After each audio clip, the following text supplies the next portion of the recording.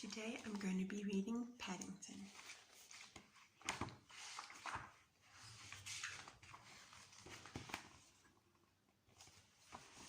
Let's get going.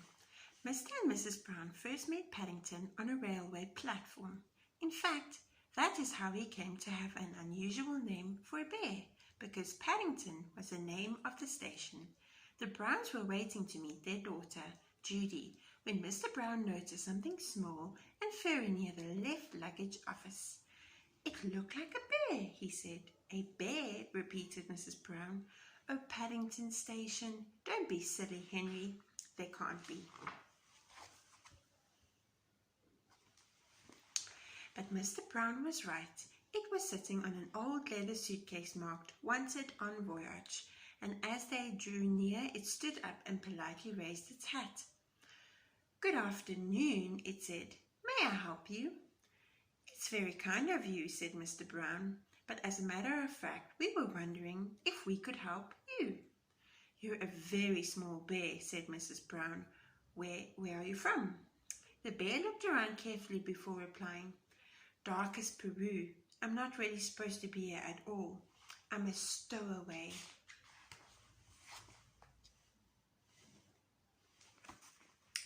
"You don't mean to say you've come all the way from South America on your own?" exclaimed Mrs. Brown. "Whatever did you do for food?" Unlocking the suitcase, the bear took out an almost empty glass jar. "I ate marmalade," it said. "Bears like marmalade?" Mrs. Brown looked at the label around the bear's neck. It said quite simply, "Please look after this bear. Thank you."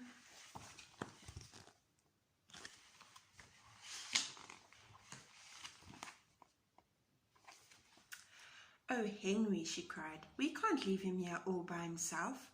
There's no knowing what might happen to him. Can't he come home and stay with us?" "Stay with us?" repeated Mr. Brown nervously. He looked down at the bear. Would you like that?" he said. "That's it," he added hastily, "if you have nothing else planned." "Oh, yes," replied the bear. "I would like that very much. I know I have nowhere to go, and everyone seems in a hurry." "That settles it," said Mrs. Brown. "Now you might be thirsty after your journey. Mr. Brown, can you get some tea while I go and meet our daughter Judy?" "But Mary," said Mr. Brown, "we don't even know its name." Mr. Brown thought for a moment. "I know," she said. "We'll call him Paddington, after the station." "Paddington?" The bear tested it several times to make sure. "It sounds very important." Mr. Brown tried it out next. "Follow me, Paddington," he said. "I'll take you to the snack bar." Mr. Brown was good at his word. Paddington had never seen so many snacks on one tray, and he didn't know which to try first. He was so hungry and thirsty he climbed up on the table to get a better look. Mr. Brown turned away, pretending he had tea with a bear on Paddington Station every day of his life. "Henry!" cried Mrs. Brown.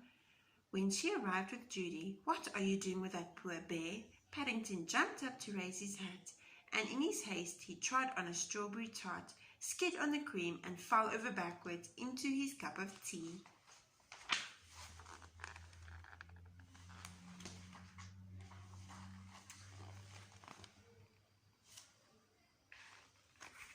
"I think we better go before anything else happens," said Mr. Brown. Judy took off Paddington's paw. "Come along," she said.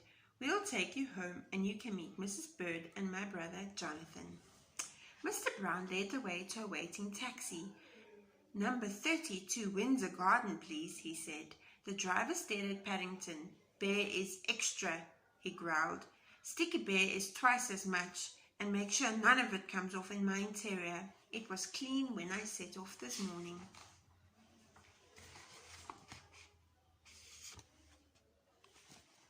The sun was shining as they drove out of the station, and there was cars and big red buses everywhere. Paddington waved to some people waiting at a bus stop, and several of them waved back. It was all very friendly. Paddington tapped the taxi driver on the shoulder. "It's Isn't a bit like dark as Peru, he announced. The man jumped at the sound of Paddington's voice. Cream, he said bitterly. Cream and jam all over my coat. He slid the little window behind him shut.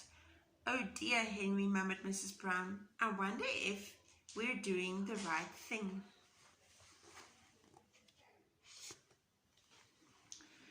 Fortunately, before anyone had time to answer, they arrived at Windsor Gardens, and Judy helped Paddington onto the pavement. Now you're going to meet Mrs. Bird, she said. She looks after us. She's a bit fierce at times, but she doesn't really mean it. I'm sure you'll like her. Paddington felt his knees begin to wobble. I'm sure I shall if you say so, he replied. The thing is, will she like me?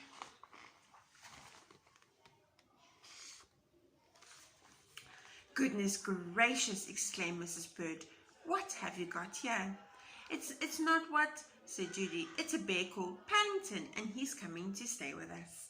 A bear, said Mr. Bird, as Paddington raised her hat. Well, he has good manners, I'll say that for him. I'm afraid I stepped on a jam tart by mistake, said Paddington. I can see that, said Mrs. Bird. You better have a bath before you're very much older. Judy can turn it on for you. If you disarray, you'll be waiting on some marmalade too. I think she likes you, whispered Judy. Paddington had never been in a bath before, and while the water was running, he made himself at home. First of all, he tried writing his new name in the steam on the mirror. Then he turned Mrs. Brown's shaving foam to draw a map of Peru on the floor. It wasn't until a drip landed on his head that remembered what he was supposed to be doing. He soon discovered that getting into a bath is one thing, but quite another getting out again, especially when it's full of soapy water. Paddington tried calling out, "Help!" at first in a quiet voice, as not to disturb anyone, then very louder, "Help! Help!" When they didn't work, he began bawling the water out his hat, but the hat had several holes in it. His map of Peru soon turned into a sea of foam. Suddenly, Jonathan and Judy burst into the bathroom and lifted a dripping Paddington onto the floor. "Thank goodness you're all right," cried Judy. "We heard you calling out." "Fancy making such a mess," said Jonathan admirably.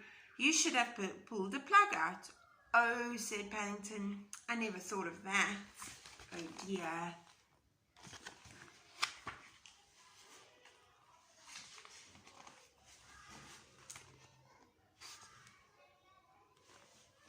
When Paddington came downstairs, he looked so clean no one could possibly be cross with him. His fur was all soft and silky, his nose gleamed, and his paws had lots of traces all over of jam and cream. Mrs. Brown made room for him in a small armchair, and Mrs. Bird brought him a pot of tea and a plate of buttered toast with marmalade. He looked very cozy. "Now," said Mrs. Brown, "you must tell us all about yourself. I'm sure you must have lots of adventure." "I have," said Paddington earnestly. "Things are always happening to me, and I'm sort of a bear." He settled back into the armchair. "I was brought up by my Aunt Lucy in the darkest Peru," he began, "but she had to go into a home for retired bears in Lima." He closed his eyes thoughtfully and had a hush fill over the room as everyone waited expectantly.